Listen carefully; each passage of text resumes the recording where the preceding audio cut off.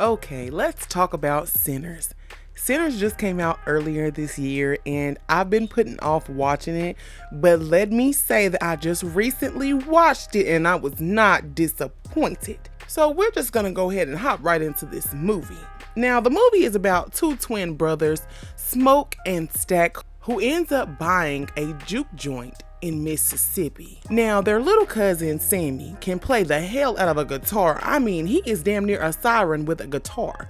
Now, they roped Sammy into coming to play at their juke joint, but in order for them to make some money at this juke joint, they have to go and spread word of mouth about this new juke joint. So they split up, and that is what they do. Smoke goes into town and hires this little girl to watch his truck while he goes in the store and talks to Bo.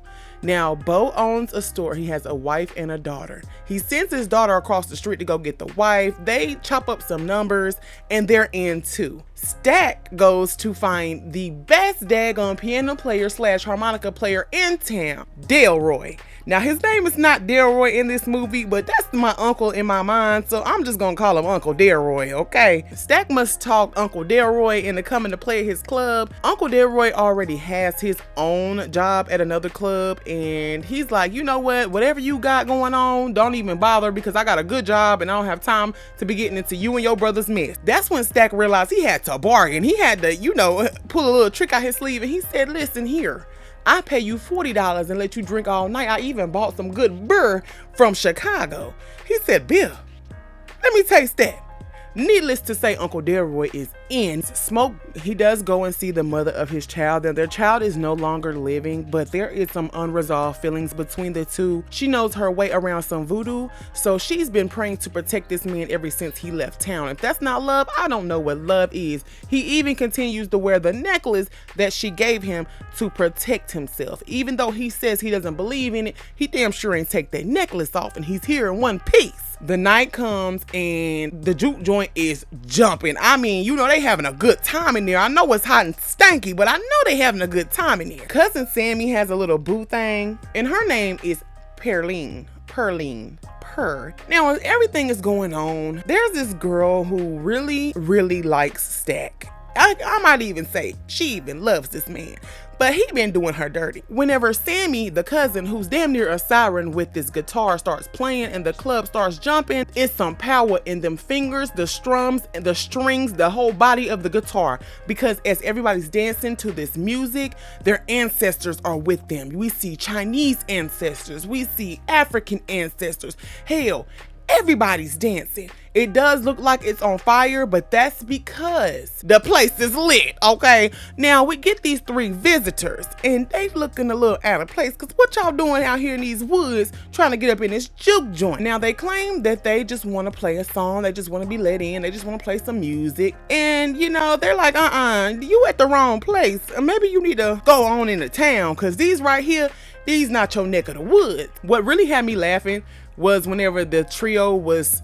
playing and singing, and Stack was dancing to it, but Smoke was not having it. He was like, look here, y'all got to go, okay? So the twins tell them they gotta go, but they did not go. They waited outside that club, and whenever they were outside the club playing their music, and I'm not gonna lie, it sounded good, okay?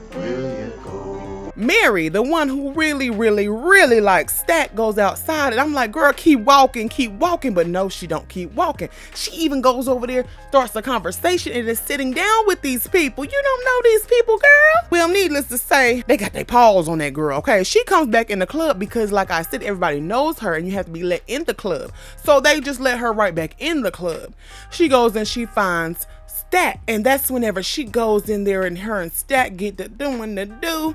Well, we thought it was doing the do, because Sammy tried to come and tell Stack that Smoke wanted him. He didn't want to interrupt his sexy time, but turns out she was in there biting the shit out of Stack. Now, what got me was his twin brother ended up shooting at the girl, and I mean, the bullets was penetrating, but did she die? No. Her ass got back up and looked at them and said, we all gonna kill you.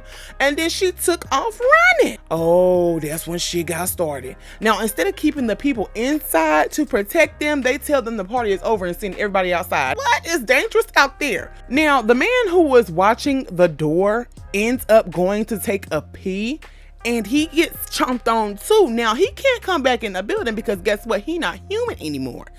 And when he says, okay, well, I can't come in and I need my money. Well, Annie tells him, listen, the reason why you can't come in here is probably because you dead. Now she warns Smoke about trying to reach his hand outside of the threshold of the building. He doesn't really understand what's going on, so he puts his arm out of the threshold of the house, and that's when his homeboy tries to take a big chunk out of his arm.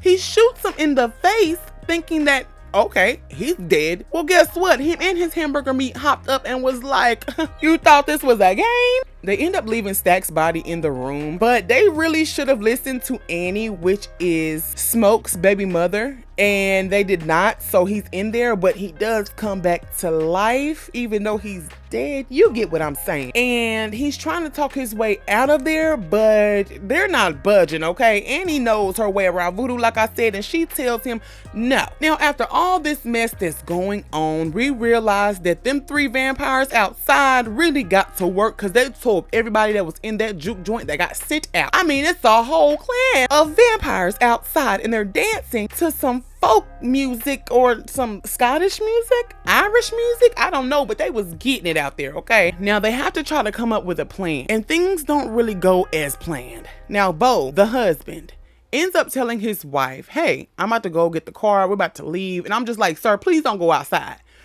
Well, you know what happens when they go outside. Once she realizes that her husband has turned, and the vampires that turned everybody tells her, listen, we all shared thoughts, and I know you got a daughter, and we might just pay her a visit. That set the mama off, okay? She's so angry that her husband got bitten. They're threatening her baby. One of the twins is covering her mouth when she ends up telling them, come in, you sons of bitches. You done invited hell up in here. And baby, when they come in, all hell breaks loose, okay? Everybody's damn near gone. Now, Annie, Smoke's baby mother, tells him, listen, if I ever turn into one of them things, because I'm feeling like I am, because you know I'm one with the ancestors, okay? I already know what's about to happen. I got somebody waiting on the other side for me, aka our son. We'll be waiting on you, but don't let me become one of them things. Go ahead and just nip it in the bud. Now, like I said, everybody was getting tore up, including Annie. Also, I do want to mention Uncle Delroy is the VIP of this movie. He sacrificed himself just to give them a little bit of time to get away. He didn't have to do that, but he did. Rest in peace to Uncle Delroy. The only 2 survivors are Smoke and Sammy. Thing is that the vampires came there for Sammy because, like I said, he's a siren with a guitar. Now, the last vampire, Ramekin. Now, while the vampire is distracted with Sammy, Smoke comes up from behind and stabs his ass through the heart. Now, I thought he was just gonna die or burst like them vampires in True Blood, but he did not. Actually, he turned into a fire tornado. Now, Sammy ends up going back home to his father, his family. His father is a preacher. He actually interrupts the sermon and goes to his daddy and gives him a hug and is basically crying. Now, Smoke, the last twin standing, the last person standing from the juke joint besides Sammy, the man that sold them the place for their juke joint, was the grand dragon of the damn clan. They really thought they was gonna run up in that juke joint and kill all them people and or the twins. Now, in the beginning of the movie, the twins told him, listen, if there's any clan coming around, we're gonna blow them motherfuckers down. And he tried to lie and say that there's no clan. Now, I know these men are smart, so they already knew what was coming. He already pulled them things out the trunk. And when them Klansmen came up, boy, they left looking like Swiss cheese. Smoke ends up getting a bullet in his side and he's dying. But he ends up seeing Annie and their son. And we already know how this is going to end. He's going to end up dying. He gets to be with her and their child for the rest of eternity. And I really think that's sweet. Like, he took off the necklace that was protecting him because he just wanted it to be all over. He wanted to be with Annie and their child. And I really think that's sweet. Now, Sammy, he lives his life. He's old. He's still playing guitar and everything. Now, when he's at his bar, he gets a visit from Stack and Mary. I'm sorry. I thought they were dead. No, they're not dead. See, Smoke made Stack promise to never touch Sammy as long as he's alive, and he's kept that promise, but he sniffed out that Sammy might be going to the good Lord soon. Not gonna lie, I thought Stack and Mary were going to tear into Sammy, but they really didn't. He ends up telling Sammy that him and Mary have all of his records and that he really likes the old Sammy music instead of this new Sammy music. He offers Sammy immortality, and Sammy's like, listen, I'm about done with this life. I just want to go on to the pearly gates, okay? They end up walking out, and that's when Sammy says, even though that night with the vampires was very tragic and very traumatizing, before the sun set, it was one of the best days of his life. And he asked Stack, did he feel the same? And Stack says yes, because that was the last day that I spent with my brother. That was the last time I seen the sunset. Him and Mary end up walking out, and that's the end of the movie. This movie for me was a freaking 9.5 out of 10. Damn near a 10 out of 10, okay? This has been the best movie in 2025 so far. I mean, Ryan Coogler did his damn thing, okay? And I shouldn't have expected any less because he came with the heat with Creed and Black Panther, okay? Have you guys seen this movie? What are your thoughts? What are your takes on this movie? Let's go ahead and talk about it below. It's your girl, Lady, and we'll be back quicker than you can say abracadabra.